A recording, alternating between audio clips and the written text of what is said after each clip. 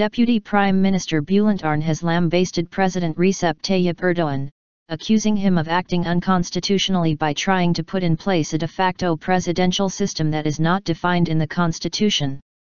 Arınç, who recently exchanged accusations with Ankara Mayor Melih Gökçek after Arınç recently criticized Erdoğan over his remarks targeting the ongoing talks between the government and the outlawed Kurdistan Workers Party, PKK, in order to find a solution to the Kurdish issue, continued his harsh criticism of Erdoğan on Thursday.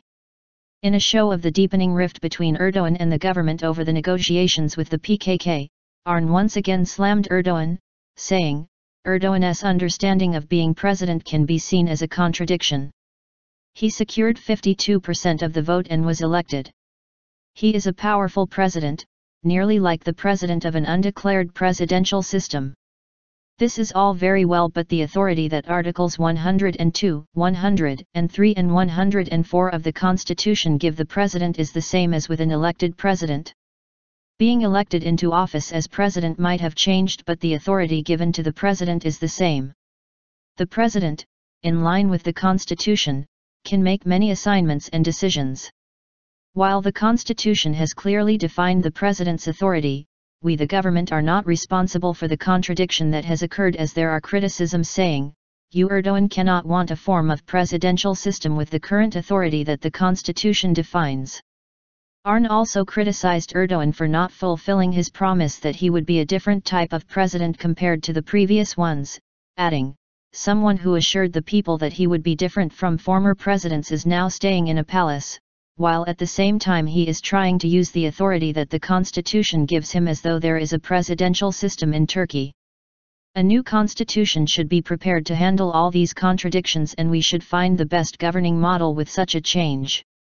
Tensions that surfaced when Erdoğan publicly criticized the government regarding steps it has taken as part of the ongoing Kurdish settlement process have turned into a full-scale battle within the ruling Justice and Development Party, AK Party, after Gökçek verbally attacked Arınç on Twitter for criticizing Erdoğan.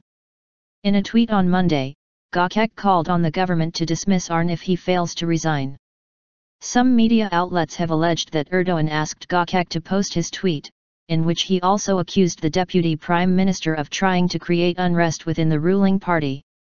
Deputy Prime Minister Arınç implied on Monday that Gökçek had done so to obtain the favor of Erdoğan as well as to secure a candidate's position for his son, who submitted to the AK party his candidacy to run for deputy on the ruling party ticket in the upcoming parliamentary elections. At a press meeting late in the day following a cabinet meeting, Arınç said Gökçek's comment on Twitter about him was shameless. Gökçek is not as honorable a person as to demand my resignation, he said. Gökçek accused Arınç of being a member of the parallel state, a term coined by Erdoğan in order to defame the faith-based Gülen movement, also known as the Hizmet movement and inspired by Turkish Islamic scholar Fethullah Gülen. The term has turned into a means of labeling anyone who is considered as being against the government, as the recent quarrel between Arınç and Gökçek has demonstrated. On Thursday, Arınç once again lambasted Gökçek over his accusations, saying Gökçek will account for what his claims, adding, I can never tolerate lie and slander against my daughter, wife, and son-in-law. I am not part of parallel. That man Gökçek is trying to ingratiate himself with Erdoğan. Meanwhile, the Interior Ministry released a statement on Gökçek, addressing the complaint filed against him on the grounds of being involved in malpractice, stating, there are certain complaints about Gökçek. The ministry will make the required decision in line with the result of the complaints.